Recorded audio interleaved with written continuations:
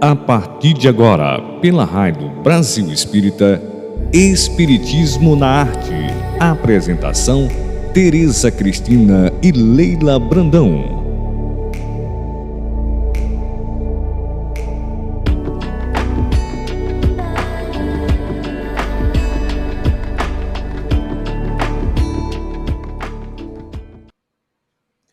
Olá, queridos amigos da Rádio e TV Brasil Espírita de Alagoas. A rádio e TV que foram criadas para iluminar as nossas consciências. É uma alegria muito grande darmos continuidade ao nosso trabalho do Espiritismo da Arte, o Espiritismo na Arte, agora na sua 4ª temporada. Na primeira temporada, nós estudamos o livro O Espiritismo na Arte, de Leon Denis, e com a ajuda dos seus 2 guias espirituais, Stetta e Massenet. Na segunda temporada, essa primeira temporada foi no ano 2000, né, Tetê? Isso. E na 2000? Segunda... 2000? Há 4 anos atrás. 2020. Ó, tu me deixou na dúvida agora. Não, claro, 2020, né? Nós fizemos a primeira temporada. A segunda temporada foi em 2021 e nós estudamos todo tipo de arte sob a inspiração de Leon Denis, e estudamos os impressionistas, os clássicos, os pianistas, estudamos todos os tipos de arte. E na terceira temporada, nós estudamos Brasil, Coração do Mundo, Pátria do Evangelho. Estudamos a arte pelas regiões do nosso país. Eu e a Tetezinha aqui do lado. E depois, neste ano, já na 4ª temporada, nós estamos estudando a arte transcendental com Emmanuel no seu livro Roteiro. E hoje nós estamos entrando no 18º encontro, #18, onde nós iremos estudar Jesus, aliás, o Evangelho e Exclusivismo. Mas antes, vou passar a palavra para a Tetê, para ela dizer dessa grande surpresa que nós queremos fazer já nessa temporada, nesse 18º encontro. Então, fala aí, Tetê. Queridos ouvintes da Rádio Brasil Espírita de Alagoas, deste Nordeste tão lindo, cá estamos, eu e a Leilinha Brandão, para mais um encontro do livro Roteiro, de Emmanuel, escrito por nosso querido Francisco Cândido Xavier. E hoje a nossa lição vai ser muito bonita, sobre o Evangelho e o exclusivismo. Mas nós temos uma grande surpresa para os nossos queridos e assíduos ouvintes de todo o país. É a introdução de mais um irmão e amigo querido para a Rádio Brasil Espírita.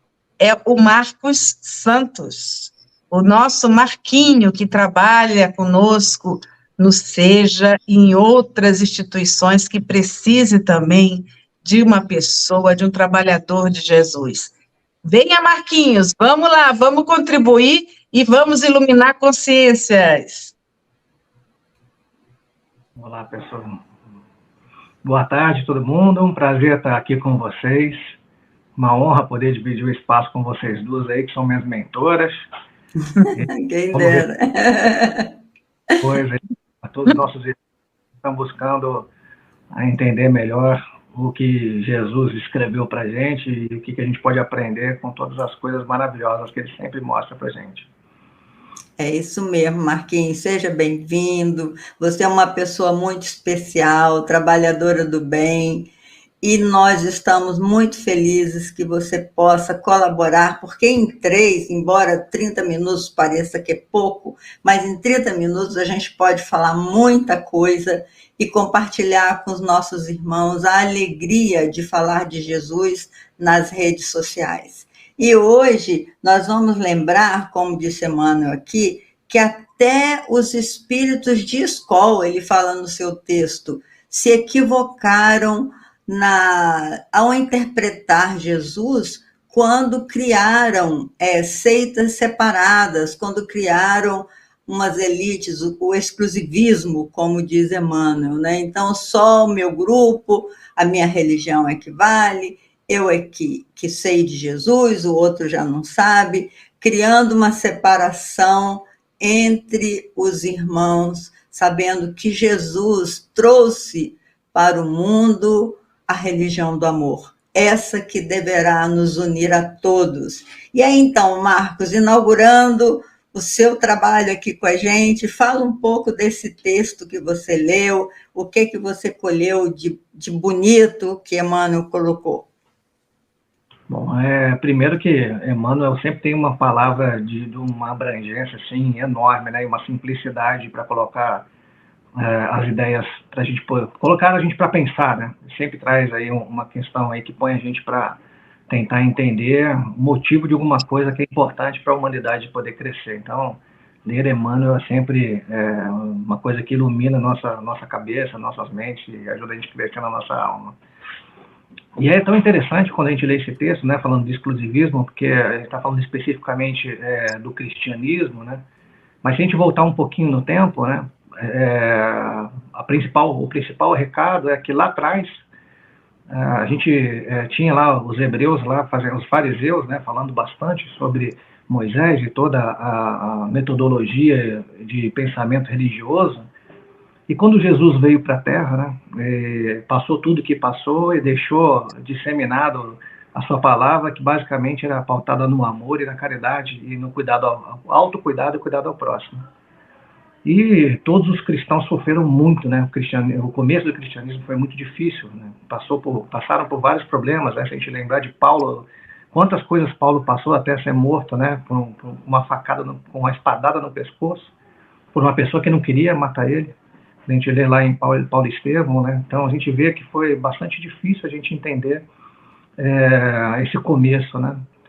E aí quando a gente começa a ter a oportunidade de poder exercer o bem, né, de maneira igualitária, a gente começa a crescer, os interesses materiais e humanos começam a ficar um pouco maiores, e aí a nossa religião começa a criar essas segregações, né? Começa a excluir aqueles que questionam ou afastar aqueles que têm inicialmente, né, aqueles que as ideias não estão em linha com os interesses, que são outros, não aqueles voltados só ao amor e à caridade, e começa a se criar eventos e fatos aí que a gente acaba cometendo o mesmo erro que foi cometido lá atrás.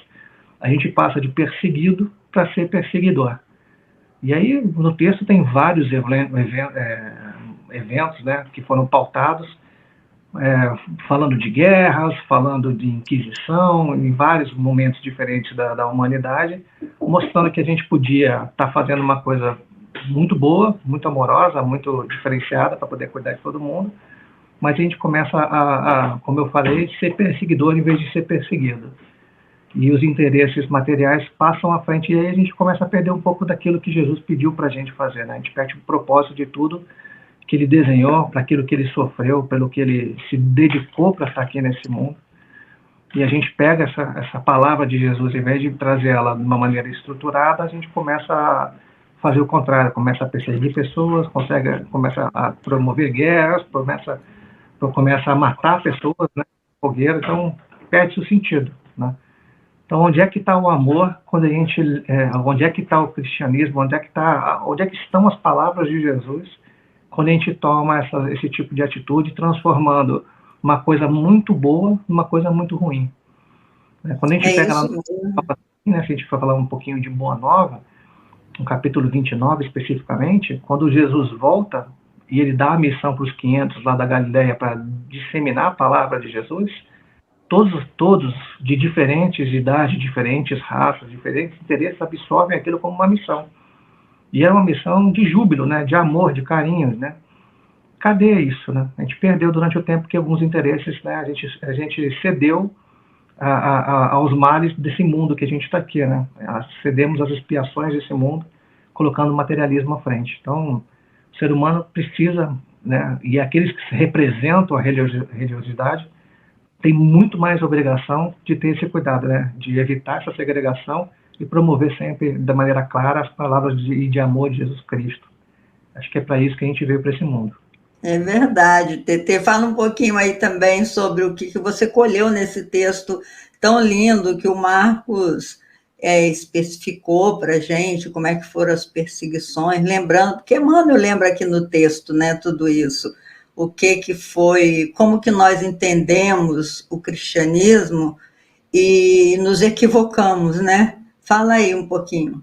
Eu vou me reportar ao parágrafo 4º, quando Emmanuel, sintetizando um pouco do que o Marquinhos falou, também, para o nosso ouvinte poder se deliciar com o que está escrito no Evangelho Exclusivismo, porque só Emmanuel, para dar um título tão apropriado a um capítulo onde ele fala de uma forma concisa e tão profunda, né?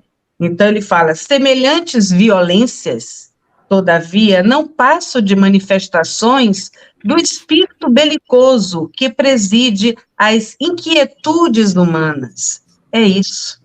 Nossos espíritos, caros ouvintes, ainda é esse espírito que gosta de tomar conta do território, né? Os imperadores pereceram frente a tudo que aconteceu no período histórico, mas parece que aqueles espíritos, né, que aqui ainda estão, porque há renovação espiritual, mas há também regressos espirituais aqui, a gente não pode esquecer disso, não é isso, Leila, Marcos e queridos ouvintes da Rádio Brasil Espírita, porque muitas das vezes a gente deixa o ego manifestar-se de uma forma assombrosa. E a vida espiritual sucumbe justamente frente a esse ego que é carnal. Então, a carne, quando fala mais alto do que o espírito, acontece o que nós estamos presenciando. Agora, também acontecem os atos de bondade. E nós não podemos nos esquecer, quando a gente estiver com a esperançazinha lá por um fio, a gente tem que se agarrar no primeiro exemplo de bondade que vem ao mundo, né? Que é justamente o quê? Aqueles que ainda conseguem seguir, pouco a pouco, os passos de Jesus. Não é isso, Leila? Claro, a TT está nos lembrando que, apesar de nós estarmos ainda com tantas imperfeições na nossa alma, nós já vislumbramos uma luz, né, no final desse túnel, porque o mundo hoje, por mais que a gente conviva com as misérias, com desencontros, com a falta de afetos, com personalismo, tudo isso que nos subjuga, né, quando nós somos capturados pelos valores do mundo, nós já vemos, já sentimos que tem muita gente já preocupado em se transformar, em se tornar melhor, para melhorar o mundo. E, aliás, é esta proposta do Espiritismo, quando Kardec trouxe, fora da caridade não há salvação, porque nós acreditamos outrora, quando fizemos uma religião dogmática e fechada, que Emmanuel denuncia aqui no livro, né, segundo que ele diz, Godofredo de Bulhão e Tancredo de Siracusa organizaram em 1096 um exército de 500.000 homens e estimulam conflitos sangrentos, combatendo pela reivindicação de terras e relíquias que recordam a divina passagem de Jesus pela terra. Então, em nome do Cristo, organizou-se uma instituição, uma estrutura tão covarde, né, tão ruim, que os homens partiram mais rapidamente para o materialismo. E como lembrou o Marquinho, Paulo de Tarso, que foi esse exemplo de transformação quando foi tocado por Jesus, né? Ele trabalhou bastante E graças a esses mártires do cristianismo, porque o cristianismo foi perseguido 300 anos, só em 303 que Constantino, ao se tornar cristão, ele aboliu a perseguição dos cristãos. Até então era só martírio. E apesar de tudo isso, os homens, nós hoje, os seres humanos, ainda continuamos com esse personalismo, como disse a TT, apegados ao nosso ego. A gente, ao reencarnar, nós entramos em contato com os valores do mundo que os nossos hábitos de vidas anteriores faz com que a gente se ligue novamente a essa estrutura, muitas vezes autodestruidora. Porque diz André Luiz que nós recebemos fluidos vitais para viver em torno, para mais de 100 anos, André Luiz estima 120 anos. No entanto, a gente abrevia o nosso retorno quando nós escolhemos essa vida autodestrutiva, tomado pelos conflitos que nós mesmos criamos em contato com os nossos irmãos. Então, doutor Marcos, agora é você que vai falar um pouco para a gente sobre isso. É interessante, né? Porque a gente sempre vê que, como você falou, aparecem alguns mártires, né? Para tentar alertar que a gente precisa mudar de alguma forma. E em todo momento, o mártir aparece falando sempre que o Deus é único. Isso acho que é incontestável para todo tipo de religião. E as diferenças se passam nos interesses muitas das vezes se passam por lutas de poder, ou por problemas políticos, ou até por disputa por espaços, né? Então, as pessoas acabam sendo martirizadas, né? Acabam sendo segregadas, porque trazem a notícia, trazem a palavra de Jesus na maior simplicidade possível, né? Da troca do amor com o próximo, da caridade. E nem sempre todas as religiões elas entendem dessa forma. Até cada tipo de pensamento religioso, ele pode estar até internamente segregando, né? Até por perfil, mulheres podem, homens não podem, uns estão presentes, outros não estão presentes, as sessões são mais privadas, são mais públicas, né? E que, na verdade, a gente não precisa disso, né? Todos nós precisamos falar do amor e da palavra de Jesus. É para isso que a gente está aqui nesse mundo. E para a gente poder entender também que o que a gente viveu nas outras vidas, a gente está com essa oportunidade agora de poder se renovar, vencendo os desafios que a gente combinou antes de voltar para cá, para que a gente pudesse evoluir espiritualmente. E ficar preso num movimento que leva à segregação, que leva à diferenciação e até trazer dano, ao ponto de a gente diminuir nosso tempo, gastar a nossa gasolina, né, o nosso fluido, que é preparado para 100, 120 anos e antes, é um desperdício. A gente deixa de poder crescer, não só aqui, mas fora também, né? E perde o propósito do que a gente tem de maior nesse mundo, que é poder ajudar o próximo e automaticamente ajudar na nossa evolução interna. Então, não faz muito sentido, né, quando a gente evolui para esse tipo de segregação. Mas, como você falou, Tete, sempre quando alguém alerta, ele acaba virando um ponto de referência, e a maneira mais vil ou mais defensiva que as pessoas que estão no poder e não querem perder o poder acabam fazendo é martirizando essa pessoa, ao ponto de, como na Inquisição, colocar em fogueira, porque a pessoa podia se comunicar, ou tinha visões, ou tinha orientações de espíritos para o bem, para o diferencial, para a proteção. Se a gente for falar de Joana d'Arc, por exemplo, Joana d'Arc fez o que fez, lutou muito, né, pela palavra de Deus, né?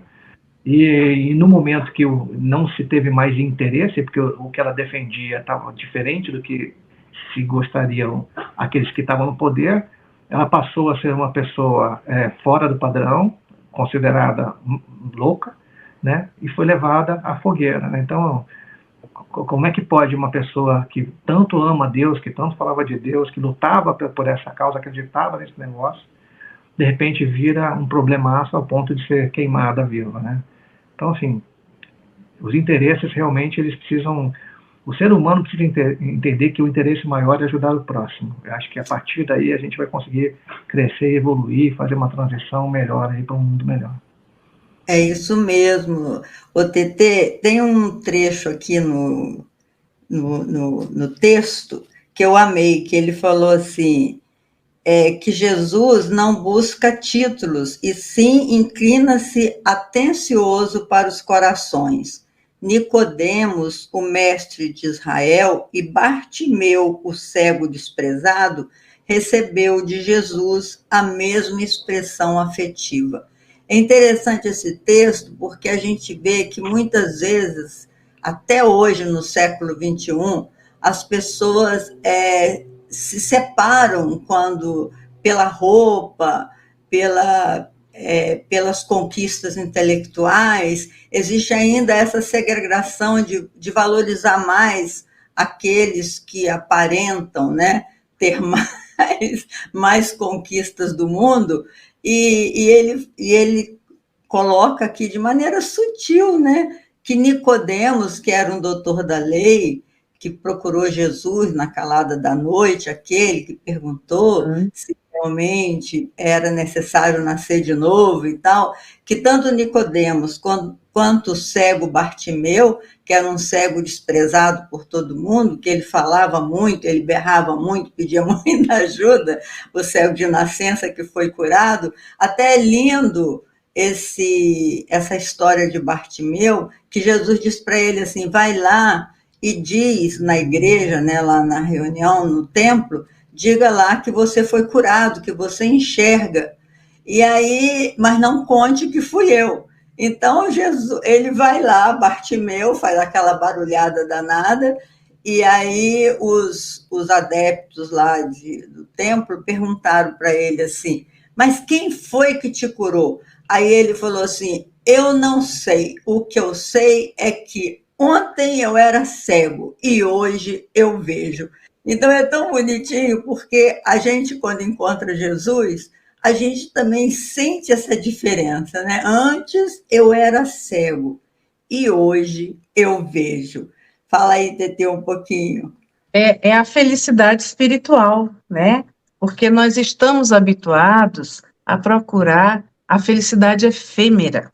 A efêmera é que não olha muito o lado das paixões, o lado das idolatrias, porque aqui no nosso planeta a gente ainda se vive muito de idolatria. Em época de redes sociais, há idolatrias por ser seguidor. Nada contra quem que se diz, como é a nova mesma profissão, acabei de esquecer, quem tem muito seguidor é o quê? Influenciador. Influenciador, né? Então, eu brinco muito e digo assim, meu Deus, eu só sou seguidora de Jesus, eu não sigo ninguém nessas redes sociais, porque às vezes a pessoa segue outros por causa da moda, que nem a Leilinha acabou de falar, porque era um estado que a pessoa era gordinha, depois ficou magrinha, e querem saber como era a vida da pessoa. Então, as pessoas estão colocando suas vidas numa gaveta, porque é mais fácil você engavetar os problemas que você vai ter que se confrontar no dia a dia para ter esse crescimento moral e espiritual. Não é fácil, meus irmãos, né? Mas não é só o que se pensa aqui que está certo, porque cada um tem a verdade dentro de si. E, às vezes, essa verdade, se você deixar ela extrapolar, aí você vai criar os teus dogmas e vai ter o quê?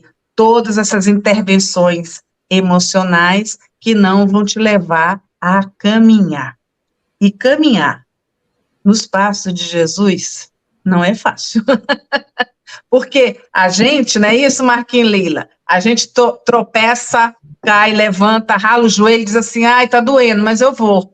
Não é fácil, não. Não é fácil. Não é fácil e ninguém nunca disse que seria fácil esse caminhar.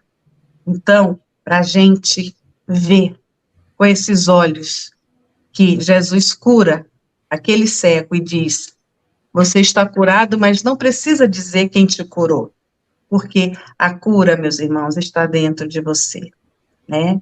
O Deus ele habita dentro de você, e muitas das vezes você quer se deixar enganar pelos prazeres da vida, e aquele Deus não pode se manifestar, porque ele vai ter que ser visto com os olhos da alma, e se tua alma está engavetada, dificilmente você vai caminhar numa reencarnação, que já é bem difícil, tá? Quem está enxergando mais ou menos, porque eu preciso de óculos para perto, para longe.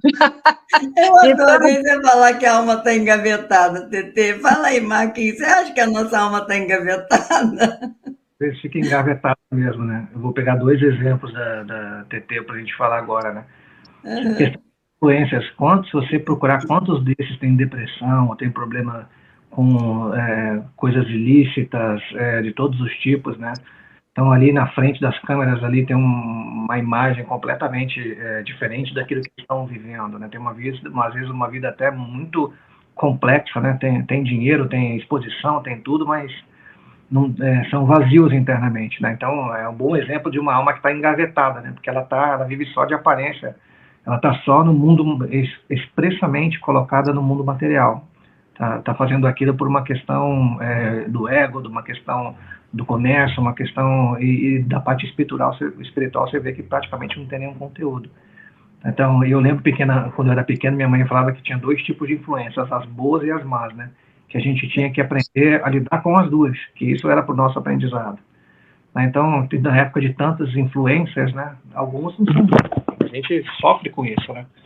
A gente vê aí a dificuldade, às vezes, de algumas coisas assim para crianças, para informações que são ruins, entendeu? Aparece de influência, a gente tem que tomar esse cuidado, tem que estar sempre vigiando aí para não ter nenhum tipo de dificuldade, né? Outra coisa importante das almas engavetadas, né, que a gente... Eu te adorei. Vive tudo no mundo de aparências, né? E a gente tem cuidado muito pouco da nossa alma. Então, quantos de nós aí lembra de agradecer a Deus todos os dias, ou a gente só pede o contato para Deus aí quando a gente está em aflição, né? Então, isso também é um tipo de engavetamento de alma. Agora eu gostei da expressão aí, eu vou falar com frequência. Mas é o engavetamento da alma também. A gente não consegue dar nenhum nível de evolução porque a gente tem essa amarração, está preso nisso, né? Então, são coisas aí que influenciam no nosso dia a dia, mas a gente tem que lembrar de Deus, de Jesus, de Deus, sempre em todas as horas, não só nas horas de aflição, né? Que é onde você está ajudando ao próximo, né? É verdade, meus irmãos. Para de falar, Marquinhos, te interrompi, achei que você tinha acabado. Foi tão sutil, né? Que ele pediu para não contar que ele fez um milagre, mas você vê como ele reforça isso várias vezes, né? Quando ele fala que não deixa a mão direita contar o que a mão esquerda fez, né? É a mesma coisa, né? Então, várias vezes durante as passagens ele usa da humildade dele, usando aí de parábolas ou de exemplos, para que a gente entenda que as coisas que a gente faz, o mais importante é a ação, não a repercussão daquilo que a gente fez. Então, é só um exemplo aí de talvez engavetamento aí que Jesus abre a chave para a gente, às vezes a gente demora para sair da gaveta. A chave é Jesus, hein? Então, meus irmãos, estamos quase chegando ao fim do nosso programa e realmente fazer do cristianismo uma coisa exclusiva, só de uma casta, de um grupo de pessoas, achar que só aquele contexto ou que a sua verdade é mais importante que todas, tudo isso não tem a ver com o cristianismo. O cristianismo veio à Terra, Jesus trouxe a síntese do que ele veio fazer à Terra, e a síntese é o amor. Ele disse: eis que eu vos deixo o maior de todos os mandamentos, amai-vos uns aos outros, assim como eu vos amei. Então, a nossa trajetória aqui é para esse aprendizado. Nós precisamos aprender a amar. E o caminho mais curto para o treinamento do amor, diz os Espíritos, que é a caridade. Por isso trouxeram essa bandeira, que a gente possa ajudar, quando vamos ajudar o nosso irmão, nós estamos nos autoajudando, porque nós estamos todos interligados, quer queiramos ou não. A nossa atitude, as nossas obras interferem nas escolhas dos nossos irmãos. Então, que nós sejamos bons influentes, né, Tete? Que a gente tenha uma influência positiva na vida dos nossos irmãos. Com essa palavra eu me despeço, para que meus 2 irmãos aqui, lindos, maravilhosos, possam se despedir também. Até o nosso próximo encontro, se Deus quiser. E olha, não deixem a alma ficar engavetada. Pegue a chave com Jesus e ó, e vamos fluir. Vai lá, Marquinhos. Que Jesus abençoe vocês e possa sempre ser essa chave na vida de todos aí. Obrigado por poder estar aqui com vocês, é um privilégio. Esqueci de agradecer, gente. Muito obrigado, Marquinhos. Você vai, assim, como é que é, dar um upgrade no nosso trabalho. Até a próxima, se Deus quiser. Beijo para vocês.